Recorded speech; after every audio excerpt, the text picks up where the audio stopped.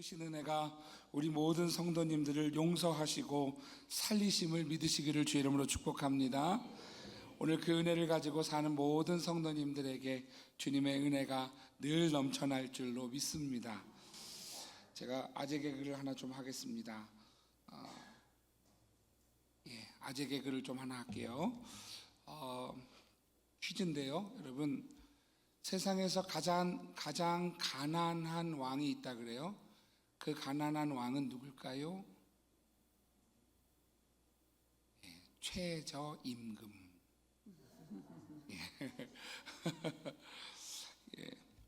깨가 죽었어요. 깨가 죽었어요. 뭘까요?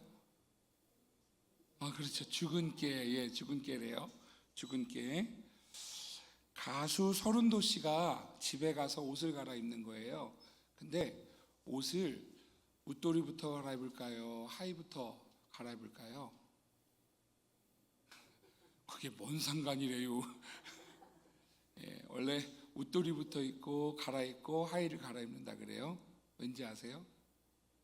상하이 상하이 상하이. 죄송합니다. 용이 하늘로 승천한다를 네 글자로 하면 올라가용. 네, 올라가용. 화장실에서 방금 나온 사람을 뭐라고 부를까요? 일본 사람. 죄송합니다. 은혜 받으실 필요 없어요. 이런 거에는요. 깨달은 것도 아니에요. 그냥 여러분 조금 웃자고 하는 이야기예요. 그런데 여러분, 참 우리의 말이 이렇게 들으면 이렇게도 되고 저렇게 들으면 저렇게도 되는 걸 보면 참 신기한 것 같습니다. 우리가 마음을 어떻게 먹느냐가 사실은 성도에게는 참 중요한 일이 아닌가라는 생각이 들어요. 세일의 평화기도를 이제 21일 동안 진행하고 있었고요. 그리고 나라사랑의 달을 맞이해서 이제 19일간 오늘까지 진행하고 있습니다. 목적은 이것입니다. 이 나라, 이 민족 하나님 구원해 주십시오. 이 민족의 아픔을 불쌍히 여겨주시고 도와주십시오. 여러분, 이것 같이 기도하자고 여러분 부탁을 드리는 거예요. 화요일이면 이제 21일이 다 끝이 납니다. 21일을 다 끝나기에 앞서서 여러분과 함께 나눠보고 싶은 것은요, 여러분 혹시 이 평화기도를 하면서 이런 거 뭐하러 하나 이런 생각을 가지고 계시지는 않습니까? 귀찮게 무슨 이렇게 그런 걸 해? 라고 생각이 들지는 않으십니까? 성도는요, 오늘 우리가 원래 세상에 살 때는 우리의 모습, 우리의 삶의 문제가 가장 큰 문제이지만 오늘 우리를 대신해서 십자가에 죽으신 예수님의 구원의 은혜를 아는 성도는 오늘 주님의 관심사, 하나님이 기뻐하시는 것이 무엇인가로 눈을 돌리게 되어져 있습니다. 왜냐하면 우리는 하나님으로 인하여, 예수 그리스도로 인하여 주어진 생명을 사는 이들이기 때문입니다. 우리 교회 성도님들이 참 좋아하는 찬양이 있어요. 아버지 당신의 마음이 있는 곳에 나의 마음이 있기를 원해요. 이후에 오신 분들은 잘 모르시겠지만 이 노래를 부른 유은성 전도사님이 우리 선민교회에서 전도사 사역을 처음 시작했죠. 그래서 이 찬양을 우리 선민교회 오래된 성도님들은요 다 좋아하세요. 그런데 여러분, 이 노래를 부르기에 앞서서, 좋아하기에 앞서서 이 가사의 내용이 내가 고백되고 있는가, 여러분, 그것이 더 중요한 문제이겠지요. 하나님의 마음이 있는 곳에 나의 마음이 있기를 원합니다. 하나님의 눈물이 있는 곳에 나의 눈물이 있기를 원합니다. 여러분, 이것은 결코 쉬운 찬양이 아니에요. 하나님의 마음처럼 내 마음과 삶을 맞추지 않으면 살 수 없는 이야기라는 거죠. 그런데 여러분, 우리가 이 가사를 보고 음을 보고 좋아할 것이 아니라 이 가사의 내용을 보고 하나님의 마음 같아지기를 원합니다 라고 기도하는 그것이 여러분 성도라는 것입니다. 세일의 평화기도를 하면서 하나님의 마음이 이 민족을 향하여 어떻게 가지고 계신가, 그리고 그 마음에 우리의 초점도 함께 맞춰서 하나님의 나라를 꿈꿀 수 있는 주의 교회, 주의 성도이기를 간절히 소망합니다. 주님이 우리를 위해 그 생명을 주셨던 것처럼 오늘 주님이 기뻐하시는 일을 위하여서 함께 기도할 수 있는 선민의 성도들 되시기를 주의 이름으로 축복합니다. 할렐루야. 여러분, 오늘 우리 본문 말씀 마가복음은요, 세 부분으로 나뉘어져 있습니다. 내용을 보면 조금 뜬금없이 다른 내용처럼 느껴지기도 해요. 오늘 세 부분의 첫 번째 내용은 이렇습니다. 마가복음 9장 30절에서 32절까지 말씀인데요, 같이 한번 읽어보겠습니다. 같이요, 시작. 그곳을 떠나 갈릴리 가운데로 지날새 예수께서 아무에게도 알리고자 아니하시니 이는 제자들을 가르치시며 또 인자가 사람들의 손에 넘겨져 죽임을 당하고 죽은 지 3일 만에 살아나리라는 것을 말씀하셨기 때문이더라. 그러나 제자들은 이 말씀을 깨닫지 못하고 묻기도 두려워하더라. 아멘. 여러분, 첫 번째 부분의 내용은 이것입니다. 예수님께서 제자들과 함께 가시면서 제자들에게 가르쳐 주시는 거예요. 뭘 가르쳐 주시느냐 하면 내가 이제 죽을 거야, 죽임을 당할 거야, 그리고 3일 만에 다시 살아나게 될 것이다. 여러분, 예수님의 그 말씀을 듣고 제자들이요, 두려워서 아무 말도 못합니다. 묻기도 두려워하더라 라고 말씀하고 있지요. 깨닫지도 못하고 예수님께 묻기도 질문하기도 두려울 만큼 오늘 예수님의 죽음 앞에서 제자들은 아무것도 하지 못하는 모습을 보여주지요. 그 다음에 바로 이어지는 33절과 34절은요, 완전히 다른 분위기의 이야기를 말씀을 해요. 우리 33절 34절도 같이 읽어보겠습니다. 시작. 가버나움에 이르러 집에 계실새 제자들에게 물으시되 너희가 길에서 서로 토론한 것이 무엇이냐 하시되 그들이 잠잠하니 이는 길에서 서로 누가 크냐 하고 쟁론하였습니다. 아멘. 여러분, 두 번째 부분은 어떤 이야기를 전하고 있느냐 하면 오늘 본문 말씀 가운데 앞에 세 절은 예수님의 죽음과 부활에 대한 이야기를 하고요, 그 다음에 이어지는 두 절은요, 오늘 제자들이 길을 걸어가면서 무슨 토론을 했지요. 그것에 대해서 너희들 무슨 토론을 했냐라고 제자들에게 물어보시는 예수님의 모습을 보여주지요. 그러자 그들이 아무 말도 못합니다. 왜 그랬느냐 하면 우리가 알고 있는 것처럼 그들은 길에서 무슨 이야기를 했느냐 하면 네가 크냐 내가 크냐라는 이야기를 한 것이지요. 그렇게 이야기하던 그들은 예수님 앞에 부끄러워서 아무 말도 하지 못하고 그들이 잠잠했다라고 이야기를 합니다. 여러분, 여기에서 토론이라고 성경은 쓰여져 있지만 실질적으로 이것은 토론이 아니라 다툼이었죠.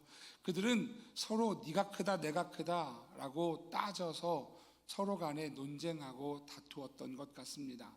아마도 배씨는 아마 그랬을 거예요. 배씨는 야, 내가 수제자잖아. 배씨 아시죠? 예, 배씨. 예, 배씨는 아마 내가 수제자잖아 그랬을 거예요. 그랬더니 요씨가 또 가만히 있을 수 없죠. 요씨가 얘기하는 거예요. 내가 사랑받았거든 라고 얘기했을 거예요. 그랬더니 가씨일까요 유씨일까요, 하여간 그 가짜 유자 들어가는 사람은 아마 그랬을 거예요. 이 중에서 제일 똑똑한 건 나야, 셈을 내가 제일 잘해 라고 얘기했을 거예요. 서로 간에 누가 크냐라고, 누가 더 대단하냐, 누가 더 잘났냐, 누가 더 예수님께 오른팔 같은 사람이냐라는 이야기를 가지고 다투었다는 것이지요.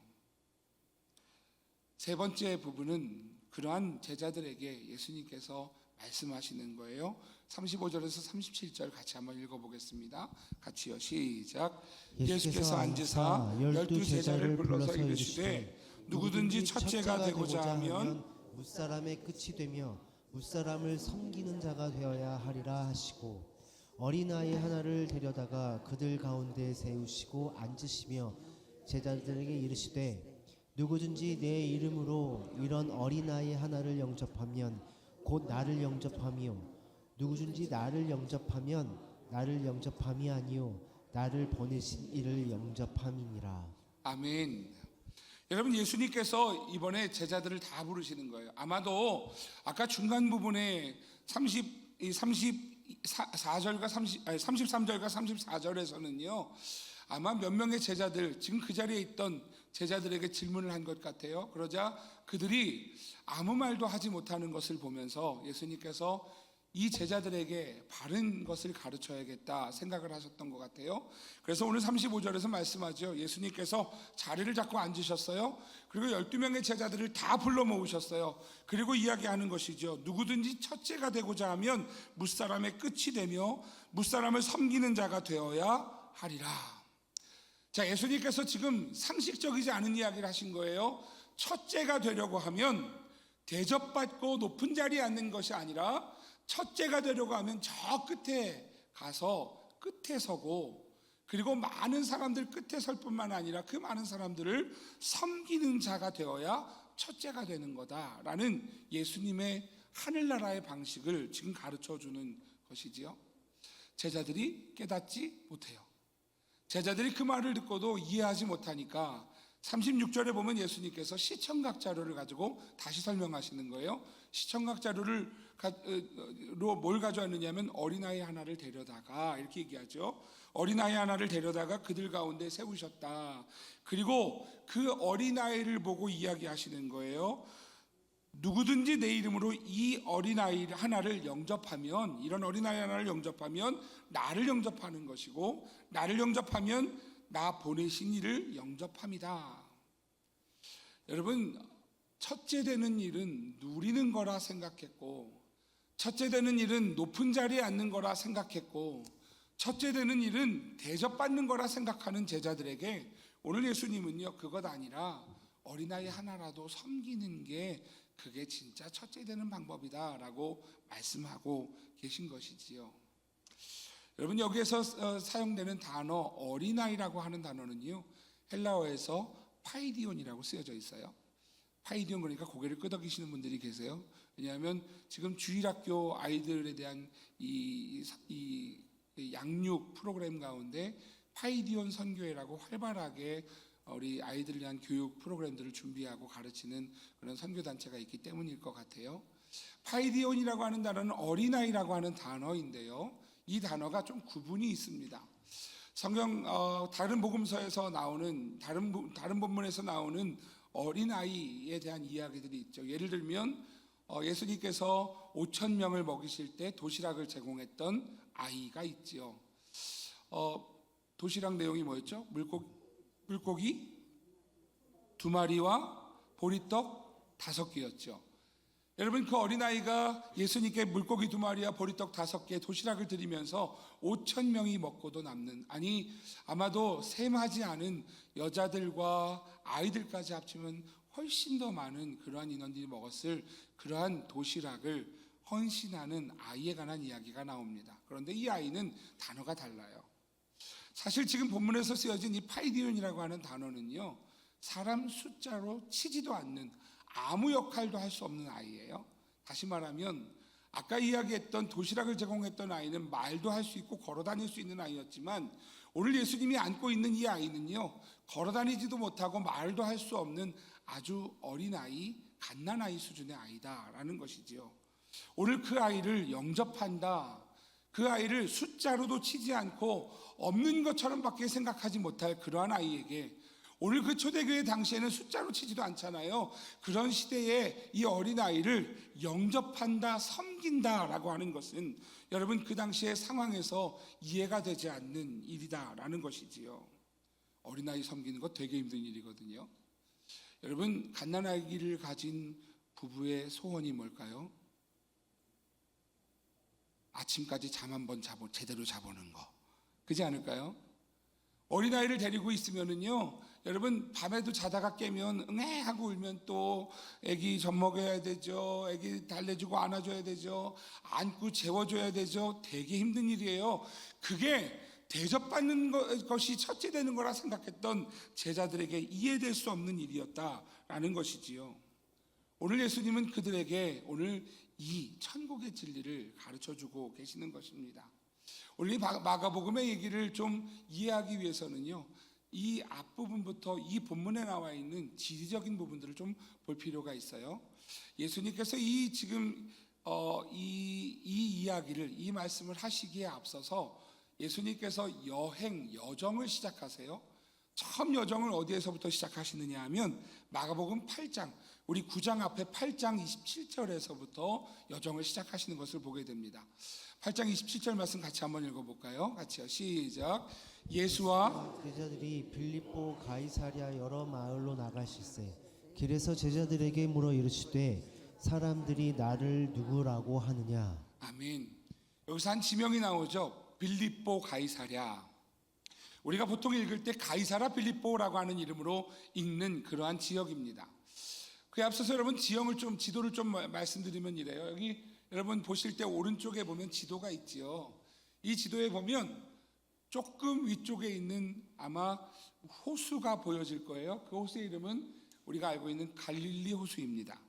그리고 저 밑에 내려가면 큰 호수가 있죠. 그 호수의 이름은 사해입니다. 갈릴리에서부터 사해까지는요 강으로 연결되어져 있어요. 이 강 이름은 무슨 강이냐면 요단강이에요. 왜 요단강이냐면 갈릴리 위에 저 지도 나오지 않는 저 위에서부터 물이 흘러내려오는데 그 위에 꼭대기에 지역 이름이 뭐가 있느냐면 단이라는 곳이 있어요. 그래서 단에서부터 흐르는 강, 그래서 요단강이에요. 자, 여러분 이 요단강에서 물이 흐르면서 갈릴리를 이루고 있고 그리고 또 물이 흘러서 사해를 이루고 있죠. 이게 가나안 땅의 경계거든요. 이스라엘 지역의 경계예요. 그래서 이 지금 물을 중심으로 해서 여러분이 보실 때 왼쪽은 지금 이스라엘 땅이에요. 그리고 오른쪽은 이방 땅이라고 할 수가 있겠죠. 여러분 왼쪽 땅에서 세 군데의 큰 지역이 나옵니다. 우리가 아래 보시면 유다라고 되어져 있는 곳이 있어요. 유다 땅은 어떤 곳이냐면 유다 땅 안에 많은 지역들이 있어요. 베들레헴도 있고 예루살렘도 있고 또 보면 엠마오도 있고 또 베다니도 있고 감람산도 있고 그렇죠. 다시 이야기하면 어떤 의미냐면 우리 이 시대에 우리 이 교회가 있는 지역의 이름이 대학동이지요. 대학동, 신림동, 원래는 신림동이라고 불려졌던 곳인데요. 대학동, 신림동, 여러분 또 이 동 이름들이 있잖아요. 봉천동, 또 저기 낙성대, 이런 동들이 다 모인 큰 지명을 뭐라고 부르냐면 관악구라고 부르죠. 관악구를 넘어서 또 관악구, 뭐 도봉구, 종로구, 강남구 이런 구가 다 모여진 것을 우리가 뭐라고 부르면 서울 특별시라고 불러요. 그죠? 특별시는 옛날 이야기인가요? 서울시라고 불러요. 서울시가 속한 곳이 큰 지역이 있지요. 경기도라고 하는 큰 지역 가운데에 서울시가 있지요. 그러니까 지금 여러분 이 지금 유다라고 하는 것은요. 우리가 생각할 때 경기도, 경상도, 전라도, 충청도라고 하는 도 이름인 거예요. 이 도가 유다도가 있어요. 유다도 안에 지역 이름들이 있죠. 베들레헴, 예루살렘 여러 지명들이 있고요. 그 다음에 이 유다도를 위에 올라가면 사마리아가 있어요. 사마리아도 도예요. 사마리아 안에 또 여러 지명들이 있어요. 그리고 사마리아를 지나서 올라가면 갈릴리 도가 나와요. 갈릴리 도 안에 또 여러 지명들이 있는 거예요. 자, 여러분 이게 지금 이스라엘은요 우리나라보다 훨씬 작아요. 그래서 세 개의 도로 이루어져 있는 곳이 이스라엘이라고 하는 곳이지요. 근데 지금 여기에 나오는 오늘 8장에 나오는 빌립보 가이사랴 빌립보라고 하는 곳은 어떤 곳인가? 가장 위에 있는 갈릴리에 속한 도시예요. 그 중에서도 갈릴리에서도 외곽인데요. 가장 위쪽에 있어요. 지금 여러분 빨간색으로 동그라미 쳐놓고 있는 가이사랴 빌립보라고 하는 곳이 지금 예수님이 이 여정을 시작하시는 출발점이라는 거예요. 예수님이 거기에서부터 이제 내려오시는 거예요. 지금 예수님께서 어느 곳을 가기 위해서 진행을 시작하셨다. 이게 빌립보 가이사랴 여러 마을로 나가실세. 그래서 갈릴리 중심으로 내려오시는 거죠. 그 다음에 보는 말씀이 오늘 본문 말씀입니다. 9장 30절 말씀이지요. 같이 읽어볼게요. 시작. 그곳을 떠나 갈릴리 가운데로 지날새 예수께서 아무에게도 알리고자 아니하시니. 자, 갈릴리 외곽에서요, 북쪽에서 갈릴리 지금 중심으로 들어오시는 거예요. 가운데로 지나고 계시다. 그러면 당시에 예수님은 상당히 유명하셨어요. 그러니까 지금 예수님께서 지나가는 걸 많은 사람들이 몰리지 않도록 지금 예수님은요, 이 가는 길이요, 목적지가 분명하고 특별한 마음이 있어요. 그래서 지금 가는 길에 아무에게도 알리지 않고자 그래서 조용히 지금 지나가고 계신 중이에요. 갈릴리는 조만큼 내려왔죠. 거기에서 오늘 본문 말씀 34절 말씀은요. 그 다음 진행이 어디를 지나갔는가 같이 읽어볼게요. 시작. 가버나움에 이르러 집에 계실새 제자들에게 물으시되 너희가 길에서 서로 토론하는 것이 무엇이냐 하시되. 아멘. 여러분 9장 34절은 예수님께서 갈릴리에서도 어디에 지금 들어가셨는가? 가버나움에 이르셨다라고 이야기하는 거예요. 가버나움은 어디냐면 여러분 지금 빨간색으로 동그라미가 되어 있는 곳이 가버나움입니다. 아까 말씀드린 대로 가버나움은 베드로의 집이 있는 곳이기도 하지요. 그곳에 있던 예수님은 그 다음에 어디로 진행하느냐? 9장 다음에 10장 1절로 넘어갑니다. 10장 1절 같이 읽어볼게요. 시작. 예수께서 거기서 떠나 유대 지경과 요단강 건너편으로 가시니 무리가 다시 모여들거늘 예수께서 다시 전례대로 가르치시더니. 예수님께서 지금 가이사라 빌립보 가이사라에서 출발하셔서요. 지금 어디까지 오셨느냐면 유대 땅까지 내려오신 거예요. 사마리아 지역을 지나서 갈릴리를 지나서 사마리아를 지나서 유다 지경, 유대 땅 지경까지 이르셨다라고 하는 것이 지금 오늘 10장의 이야기라는 거지요. 자, 유대 땅에서 이제 예수님은 어디로 가시는가? 32절이 보여줍니다. 32절 읽어볼게요. 시작. 예루살렘으로 올라가는 길에 예수께서 그들 앞에 서서 가시는데 그들이 놀라고 따르는 자들은 두려워하더라. 이에 다시 12제자를 내리시고 자기가 당할 일을 말씀하여 이르시되. 여러분 예수님이 저 북쪽에서부터요 한 목적지를 가지고 오셨어요. 그 목적지는 뭐냐면 예루살렘이라는 거지요. 왜 오셨을까요? 십자가에 달려 죽으시기 위해서 지금 가고 계시는 중이에요. 저희 성도님들 가운데 한의원을 다니시는 권사님들이 많이 계세요. 그 중에서도 보라매 쪽에 있는 한의원을 가시는 권사님들이 여러 분 계세요.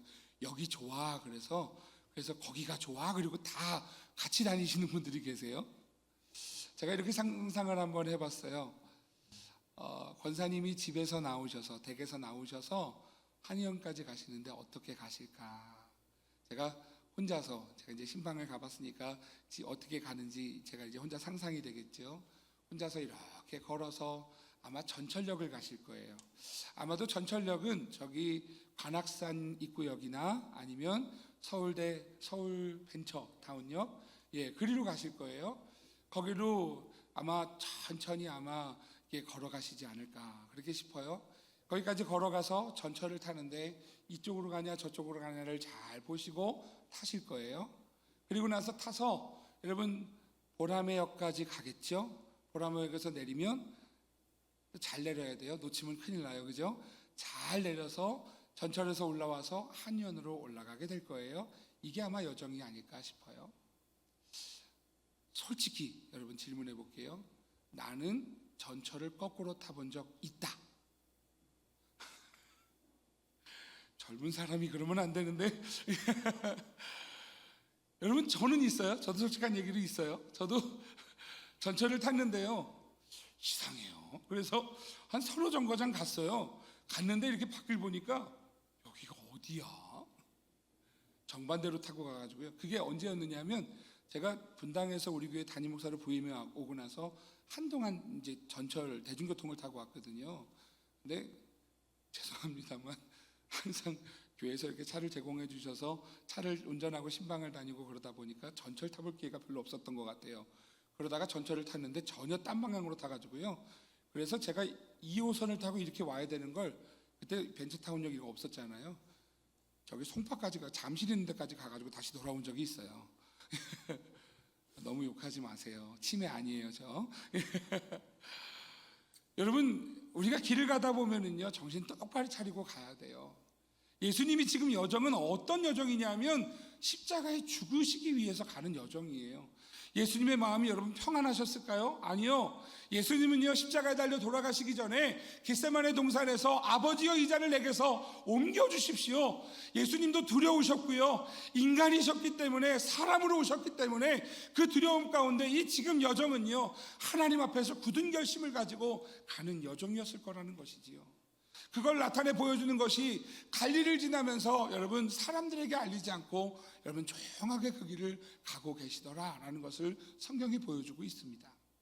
예수님이 그 길을 가시면서 여러분, 예수님께서 그 굳은 결심을 가지고 가시는 그 여정 속에서 오늘 그 제자들에게 마음을 나누셨어요. 어떤 마음을 나누셨느냐 하면, 내가 이제 죽어, 내가 죽임을 당하게 될 거야, 하지만 내가 다시 부활할 테니 염려하지 마. 제자들에게 마음을 나누셨어요. 그런데 여러분, 오늘 제자들은요, 그 말을 듣고 마치 아까 여러분 처음에 제가 여러분에게 재미있는 퀴즈라고, 아재 개그라고 제가 퀴즈를 냈던 것처럼 듣고 나서도요, 그게 뭔 말이요? 하고 웃으셨던 것처럼 제자들이 이해하지 못했고요, 제자들은 그러면서 너무너무 철없는 대화를 하는 거죠. 네가 크냐 내가 크냐 논쟁하고 있더라라는 것이지요. 여러분, 그 논쟁은요, 예수님의 십자가를 향해 걸어가는 길에 아무 도움도 되지 않는 논쟁이에요. 오히려 예수님의 십자가를 이해하지 못하는 논쟁이었어요. 오히려 예수님의 십자가가 무슨 길인지를 알면 아마 따라가지 못할 일이었겠죠. 그런데 제자들은요, 그것을 오늘 예루살렘에 내려가서 누가 클 것이냐라는 정반대의 사실을 가지고 이야기하고 있더라라는 것이지요. 주님의 마음에 전혀 공감하지 못하는 제자들의 모습을 보여줍니다. 예수님께서 그 제자들을 향하여서 답답하셨어요. 불러서 말씀하시는 거예요. 누구든지 첫째가 되고자 하면 무사람의 끝이 되며 무사람을 섬기는 자가 되어야 하리라. 예수님은 답답하셔서 제자들에게 요청하시는 거예요. 너희들이 진짜 첫째가 되려고 한다면, 그러면 저 끝에 가서 서는 거야. 그곳에서 다른 이들을 섬기는 거야. 이게 진짜인 거야 라고 예수님은 말씀하시는 거예요. 그래도 이해하지 못하니까 어린아이를 데려다가 그 아이고 설명하는 거죠. 여러분, 오늘 이 본문 말씀은요, 어린이 주일에 설명하는 말씀이 아니고요, 오늘 예수님의 마음을 이해하지 못하는, 예수님의 길을 이해하지 못하는 제자들에게, 너희들 제자라며, 너희들 나를 따르는 3년이 넘게 나를 따랐던 제자라며, 그러면 너희들 적어도 이 정도는 알아야 되는 거 아니야? 적어도 제자라면 이 정도는 생각해야 되는 거 아니야? 라는 예수님의 간절한 가르침이 아니었을까. 여러분, 오늘 아마도 이 말씀을 하고 계시는 예수님은요, 너무나도 외롭고 고독하셨을 것입니다. 3년이 넘게 가르치셨음에도 불구하고 전혀 이해하지 못하는 제자들, 선생님께 배우겠다고 제자가 되기를 자청했고, 선생님을 따라가겠다라고 제자의 길을 걸어가겠다라고, 선생님을 닮겠다고 걸어갔던 그 제자들, 하지만 전혀 예수님의 마음을 헤아리지 못하는, 전혀 다른 이야기를 하는 제자들이었다라는 것이지요. 여러분, 오늘 이 말씀을 전하면서 오늘 예수님의 그 십자가의 은혜를 입은 하나님의 자녀라 하는 제가, 여러분이 예수님이 우리를 구원하셨기에 더불어 살게 된 생명이 오늘 주님 위해서 살겠습니다 라고 고백했던 우리의 삶이 과연 주님의 마음을 이해하고 있는가 돌아보는 시간이기를 소망합니다. 나는 주님의 마음을 이해하려고 노력하고 있는가? 하나님의 마음을 내 마음에 품고 있는가? 예수님은 나를 위해서 그 하늘 보좌를 포기하셨는데 나는 과연 무엇을 포기하고 있는가? 십자가에 죽으신 그 포기였는데 과연 나는 무엇을 포기하고 있는가? 오늘 그 마음을 고민하지 않고 있다면 2000년 전의 제자들의 모습은 오늘 저의 모습이고 여러분의 모습일 것입니다. 사랑하시는 성도 여러분, 오늘 주님의 제자라면 어떻게 해야 할까요? 첫 번째로 두 가지를 이야기할 텐데요. 첫 번째로, 여러분, 예수님의 제자는 다름의 삶을 살아내야 한다라는 것입니다. 저를 따라해 주세요. 다름의 삶을 살아내야 합니다. 제1의 평화기도를 진행하면서 본문을 이 본부에서 이렇게 저희들에게 주어줘요. 주제와 본문을 주어지면 그 말씀을 가지고 씨름을 해요. 근데 그 씨름을 하는 게 저에게는 참 감사한 일인 것 같아요. 지난 주일날 세1의 평화기도를 이 말씀을 전하면서 그거를 3개월을 고민했던 말씀이에요. 그런데 생각지도 못했던 유레카를 외치게 되더라고요. 마찬가지예요. 그저께 금요부흥회 때 오늘 세1의 평화기도 말씀을 준비하면서 묵상하고 고민하고 말씀과 씨름하면서 제가 받았던 마음은 이거였어요. 다름을 살고 있는가라는 것이었어요. 여러분, 제자는요 다름을 사는 거지요. 예수를 믿기 시작하면 뭐가 변하느냐 하면 시각이 변해요. 세상에 가지고 있었던 시각과 관점과 세상에 살던 그러한 방법과 여러분 그것들이요 예수님 안에서 새로 바뀌어지는 것, 그것이 여러분 예수 믿는다라는 것이지요. 다름이에요. 예수님은 오늘 그러한 다름을 우리에게 가르쳐 주고 있습니다. 하나님이신 예수님이요 하늘 보좌를 버리시는 상식적으로 이해가 되지 않는 일들을 우리에게 보여주시지요. 하나님이신 예수님이요 십자가를 지셨고요, 하나님이신 예수님이요 채찍에 맞으셨고요, 하나님이신 예수님이요 십자가에서 죽으셨어요. 우리가 생각하는 하나님이 아닌 다른 모습, 오늘 우리를 사랑하신 그 다름의 삶을 보여주셨다라는 것이지요. 그렇다면 오늘 이 말씀을 읽으며 우리는 어떤 삶을 살아야 하는가? 여러분, 이 어린아이를 섬기는, 오늘 첫째가 되는 것을 위해서 오히려 섬기고 낮아지고 오늘 하나님 앞에 종이 되어지는 다름의 삶을 사는 일입니다. 제자라면 달라야지요. 주님이 그 길을 걸어가셨는데 여러분 제자라면 달라야지요. 예수님 우리에게 대놓고 말씀하세요. 누가복음 6장 27절에 33절에 보면 이렇게 말씀합니다. 그러나 너희 듣는 자에게 내가 이르노니 너희 원수를 사랑하며 너희를 미워하는 자를 선대하며. 여러분,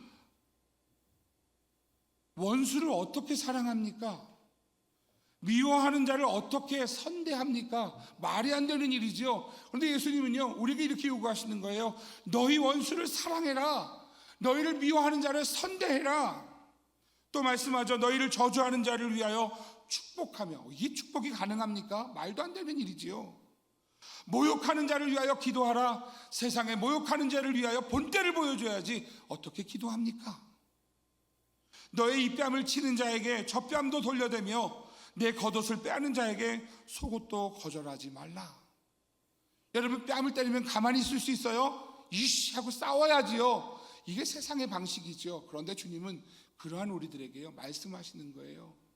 이 뺨을 때리면 젖뺨도 돌려대라. 이게 다름의 삶을 사는 방식의 주님의 제자라고 하는 것이지요. 제가 얼마 전에 설교하면서 그런 말씀을 드렸었어요. 하나님의 말씀을 잘 이해하는 방법은 헷갈리시면 안 되는데 계획을 교훈으로 받으면 안 되고 교훈을 계획으로 받으면 안 됩니다 그랬어요. 여러분, 이 말씀은 교훈일까요? 계획일까요? 계획이어야 되는 거예요. 예수님은 오늘 우리에게요 교훈하는 말씀을 하신 것이 아니라 너희들이 진짜 삶을 살아가면서 너희들에게 이렇게 원수되는 자가 있으면 그들을 사랑하고 위해서 기도하고 이렇게 살아, 삶의 계획을 말씀하시는 거라는 거예요. 주님이 그러셨거든요. 십자가에 달려 돌아가시면서 예수님을 못 박은 이들을 용서하셨고요, 십자가에 달려 돌아가시면서 채찍치던 자들을 주님, 하나님 아버지여 저들이 알지 못합니다라고 하나님 앞에 용서하셨던 주님이었다라는 것이지요. 여러분, 다름의 삶은 이런 거예요. 다름의 삶은 오늘 하나님 앞에서 내 뜻과 내 고집과 내 평강을 위해 사는 것이 아니라 오늘 주님이 걸어가셨던 그 다름의 길을 나도 따라가는 것, 이게 다름이라는 거지요. 오늘 마태복음에서 예수님은 말씀하세요. 너희는 세상의 소금이다. 짠맛이 없는 곳에서 너희들이 짠맛을 내야 되는 소금이다. 그냥 소금이 아니라 세상 속의 소금이야. 너희는 세상의 빛이야. 어둠밖에 없는 그곳에 너희들은 빛을 비춰야 되는 세상의 빛이다. 사랑하시는 성도 여러분, 아프다고 똑같이 살면 안 됩니다. 아플 때도 다른 믿음의 삶을 살아낼 수 있는 성도가 되셔야 돼요. 돈이 없을 때도 여러분, 돈이 없다고 주저앉는 게 아니라 그 앞에서 다름을 살아내는 성도가 되어야 돼요. 이것이 성도 제자라는 것이지요. 시간도 하나님 앞에요, 다른 거예요. 사람들은요, 시간 내 쓸 것, 내 환경, 내 상황에 맞춰서 시간을 계산하지만 오늘 성도는요, 하나님이 기뻐하시는 시간, 하나님이 원하시는 시간을 구별하는 것이죠. 여러분, 오늘 다름의 삶이라는 거예요. 말씀은 살라고 주시는 말씀이에요. 제가 사역했던 교회에서 저희 아이들이 셋이 있어요. 첫째, 둘째, 셋째가 있는데 첫째 아이가 3살, 4살 때예요. 제가 신방을 갔는데 저희 가정을 다 초대하셔서 같이 갔어요. 신방이 어떤 곳이었느냐 하면 식당을 개업하시는 개업 신방이었어요. 이제 아무도 없는 그 식당에서 처음 예배를 드리고 오픈하겠다고 저 오픈 전날 저희가 가서 예배를 드렸어요. 그날 제가 전했던 말씀이 이사야 43장 말씀이에요. 하나님께서 말씀하시는 거죠. 내가 물 가운데로 지날 때 내가 함께 할 것이다. 강을 건널 때 물이 너를 침몰치 못할 것이다. 제가 이 말씀을 가지고 어려운 시대지만 식당이 정말 세상에서 무너지는 게 아니라 잘 견뎌내서 정말 좋은 식당이 되기를 축복했거든요. 그리고 나서 며칠이 지나서였어요. 저희 아들이 저한테 그러는 거예요. 3살, 4살인 녀석이 저한테 질문하는 거예요. 아빠, 우리를 잡아먹지 못하지? 그러는 거예요. 제가 너 그거 어디서 들었어? 그랬더니 아빠 며칠 전에 가서 집사님네 집 가서 얘기했잖아, 아빠가. 이러는 거예요. 근데 제가 그때 어떤 충격을 받았느냐 하면 제가 가서 말씀은 전했는데요, 제가 물 가운데 있을 때 나를 물이 침몰치 못한다는 생각이요, 두려움 앞에서 그 생각을 갖지 못했던 저였던 것 같아요. 제가 힘들고 어려울 때 저희 아들이 저에게 그런 얘기를 하면서 아빠가 전한 말씀대로 살지 않으면 어떡하냐는 이야기를 저한테 하나님이 하시는 것 같았어요. 여러분, 믿음은 살 때에 다름을 살아낼 때 빛이 되는 것이지요. 다름은 하나님 앞에 우리의 삶을 다르게 살아낼 때 그때 진짜 힘이 되는 것이지요. 오늘 이 다름을 살아낼 수 있는 주의 성도가 되시기를 주의 이름으로 축복합니다. 사도 바울은요, 빌립보서를 통하여서 그가 지금까지 가졌던 마음을 다 해로 여긴다라고 말씀하지요. 3장 7절에서 9절입니다. 그러나 무엇이든지 내게 유익하던 것을 내가 그리스도를 위하여 다 해로 여길 뿐더러 또한 모든 것을 해로 여김은 내 주 그리스도 예수를 아는 지식이 가장 고상하기 때문이라. 내가 그를 위하여 모든 것을 잃어버리고 배설물로 여김은 그리스도를 얻고 그 안에서 발견되려 함이니 내가 가진 의는 율법에서 난 것이 아니요 오직 그리스도를 믿음으로 말미암은 것이니 곧 믿음으로 하나님께로부터 난 의라. 사랑하시는 성도 여러분, 오늘 우리의 다름을 살 수 있는, 믿음으로 다름을 살 수 있는 주의 성도가 되시기를 주의 이름으로 축복합니다. 두 번째로, 주님의 제자라면 어떻게 살아야 하는가? 더 근본적으로 하나님 나라의 가치관을 살아야 한다는 것입니다. 저를 따라해 주세요. 하나님 나라의 가치관을 살아내야 합니다. 가치관이라고 하는 단어를 다 아시겠지만 사전에서 이렇게 설명해 줍니다. 가치에 대한 관점, 가치의식. 가치 있는 게 뭐라고 생각되는 것을 가치관이라고 하는 것이지요. 우리는 각자의 가치관이 있어요. 어떤 사람은요, 물질의 가치관을 가지고 있는 사람이 있어요. 어떻게 해서든지 돈을 버는 관점을 가지고 있는 거지요. 또 어떤 사람은요, 꿈의 가치관을 가져서요, 그 꿈을 꾸는 일, 가치관을 거기다 두고 있는 그런 사람들도 있어요. 그런데 우리는 어떤 사람이냐면 하나님 나라의 가치관을 갖는 사람이에요. 하나님 나라의 가치관이라는 것은 어떤 것이냐면 하나님이 주인 되는 가치관이에요. 하나님이 기뻐하시는 것이 무엇인가? 하나님이 원하시는 것이 무엇인가? 그것에 우리의 가치관을 두는 것, 이게 하나님 나라의 가치관이라는 것이지요. 여러분, 예수님은요, 이 땅에 오셔서 하나님 나라의 가치관을 가지고 이 땅에서 이 여정을 시작하셨어요. 가기 좋아서 가신 게 아니라 가이사라 필리포에서 갈릴리로, 갈릴리에서 가버나움으로, 가버나움에서 사마리아로, 사마리아에서 유대 땅으로, 유대 땅에서 예루살렘으로 십자가까지 평안한 길이어서 가신 것이 아니라 오늘 하나님 나라, 하나님이 기뻐하시는 것이 무엇인지를 알고 그 길을 걸어가셨다라는 것이지요. 십자가에 죽기 위해 가신 거예요. 예수님의 가치관은요, 자기 자신이 죽음을 통하여서 오늘 우리가 천국을 살게 하는, 하나님 나라의 백성이 되게 하는 그 가치관을 가지고 십자가에 죽으셨어요. 그러면 오늘 그 십자가의 죽으심을 가장 가치 있게 하는 방법은 무엇인가? 주의 제자들, 주님의 제자들이요, 주의 성도들이 하나님 나라의 가치관을 가지고 사는 일이다라는 것이지요. 어거스틴이 기록한 책 신국론, 하나님의 도성이라고 하는 책이 있습니다. 그 책에 보면 이런 글이 있어요. 이 세상에는 하나님의 도성과 사람의 도성이 구별되어 있다. 얼핏 보기에는 모두 로마 제국, 로마 도성이지만 눈에 보이는 이 세상과 역사에는 하나님의 도성에 속한 자들과 사람의 도성에 속한 자들이 구분되어 있어서 그 진행 방향도 다르고 그 최종 운명도 다르다. 그리고 이렇게 이야기합니다. 지상 도성의 시민은 사람의 일을 생각하고 사람을 따른다. 그러나 천상 도성의 시민은 하나님의 일을 생각하고 하나님을 따른다. 여러분, 하나님 나라의 사람입니까?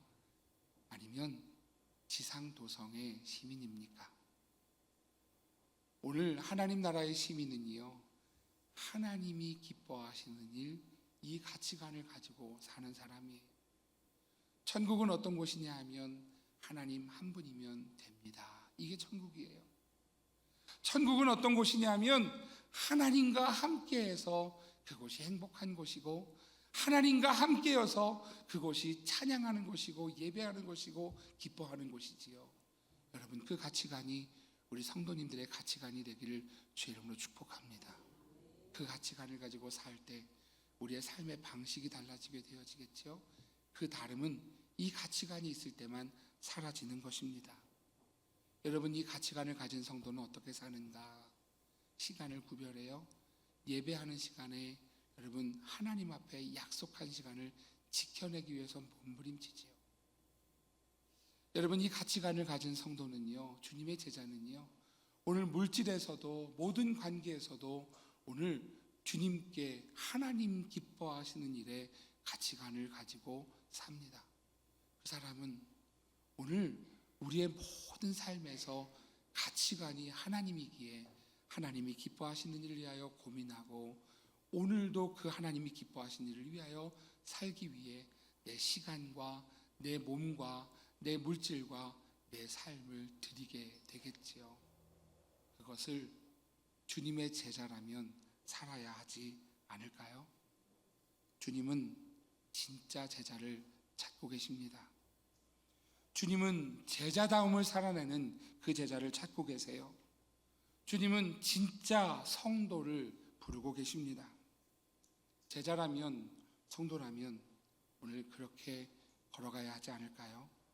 힘든 세상이지만 하나님 나라의 가치관을 가지고 다름을 살아낼 수 있는 믿음의 교회, 믿음의 성도들이기를 주의 이름으로 축복합니다. 세일의 평화기도를 이제 내일 모레면 마쳐요. 여러분들에게 마지막 결론처럼 한번 말씀드리고 싶어요. 사랑하시는 성도 여러분, 하나님이 이 나라를 사랑하시기에, 이 민족을 사랑하시기에 같은 마음으로 기도하는 주의 사람이시기를 축복합니다. 하나님이 기뻐하시는 일을 위하여 함께 한 마음으로 나가는 주의 교회, 주의 성도, 주님 제자들 되시기를 주의 이름으로 축복합니다. 가슴에 손을 우리 같이 기도했으면 좋겠어요. 하나님, 나의 삶은 하나님이 기뻐하시는 일을 위해 살기보다 혹시 내 삶의 현장에서 다름을 살지 못하는 나의 삶은 아니었습니까? 하나님 용서해 주십시오. 도와주십시오. 불쌍히 여겨주십시오. 오늘 하나님 앞에 우리 말씀을 기억하면서 정말 신자 되기를, 성도 되기를, 제자 되기를 우리 주님 앞에 기도하겠습니다.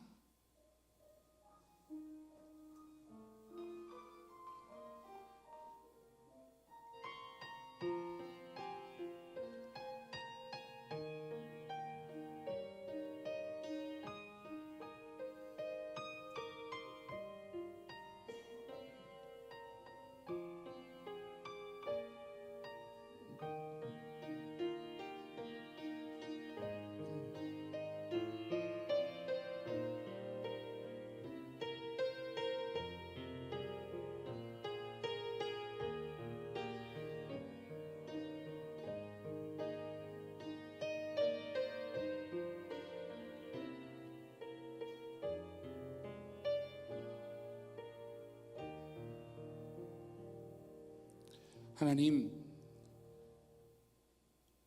우리가 죽어야 할 그 십자가에 주님이 달리셔서 죽으셨기에 하나님 나라 가까이 갈 수 없는 우리가 하나님 나라의 백성이 되었음을 믿습니다. 그렇게 주님이 우리를 구원하셨기에 오늘 우리 주님이 우리의 주가 되셨고 오늘 그 주님의 제자가 되어 하나님의 사람이 되어 오늘 살아가기를 소망합니다. 하나님, 우리 안에 놓여져 있는 모든 삶의 현장에서 하나님을 기쁘시게 하는 일을 고민하는 믿음의 주의 성도들 되게 하여 주옵소서. 그 삶의 현장에서 하나님 나라의 가치관을 가지고 다름을 살아낼 수 있도록 인도하여 주시사 하나님 오늘 그 다름을 통하여서 하나님 영광 받으시고 다름을 통하여서 주님의 믿음의 삶을 걸어갈 수 있는 주님의 사랑하는 성도들 다 되게 하여 주옵소서. 하나님 아버지, 오늘 우리가 있는 곳에서 주님 나라 이루어지기를 원합니다. 주님의 뜻이 이루어지기를 원합니다. 하나님께서 우리를 사용하여 주시고 그렇게 하나님 나라를 꿈꾸며 이뤄가는 우리 모든 성도들, 가정들, 우리 교회가 되게 하여 주옵소서. 하나님, 이 나라의 민족을 주님께로 올려드립니다. 하나님, 타락한 나라가 하나님을 잃어버린 나라가 되지 않게 해주시고 하나님 앞에 다시 거룩한 나라로 하나님의 영광을 위해 사용되어지는 나라로 주님 삼아 주옵소서. 함께 기도할 때, 주님의 나라를 위하여 기도할 때 주님 사랑하는 귀한 성도들의 삶과 그 믿음도 지켜주시기를 소망하며 오늘 제자의 길을 걸어가고자 나가는 모든 성도들을 축복합니다. 예수님의 이름으로 기도합니다. 아멘. 다 함께 자리에서 일어나셔서 우리 함께 찬양할 텐데요. 신자 되기 원합니다. 우리 가슴에 우리 하나님 앞에 믿음의 고백으로 찬양하고 축도로 예배를 마치겠습니다.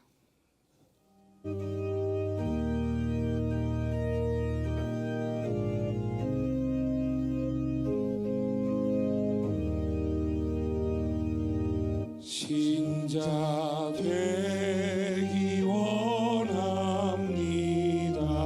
진심으로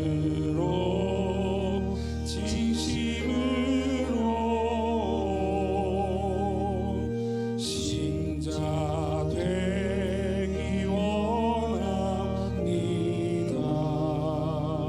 진심으로 진심으로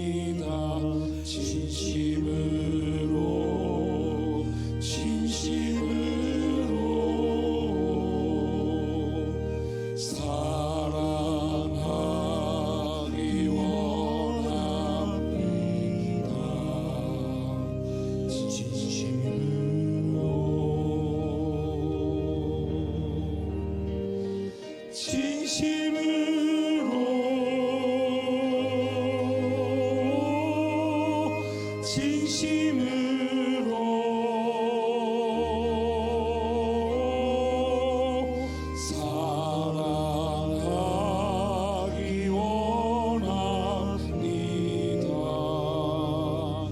진심으로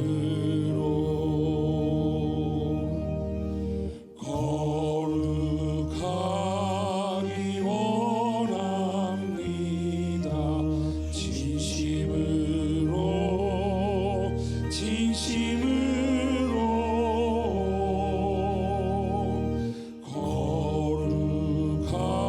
거룩하기 원합니다.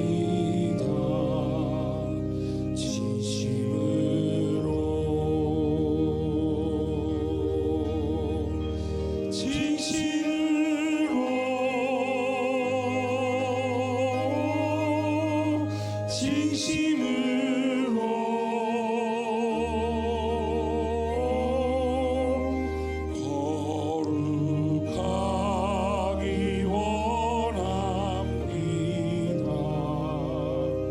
진심으로 예수 닮기 원합니다. 진심으로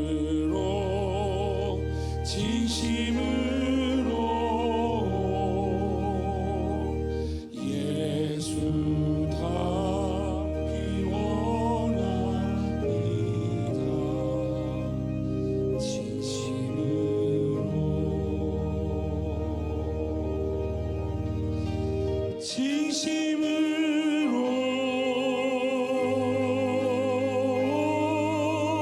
진심으로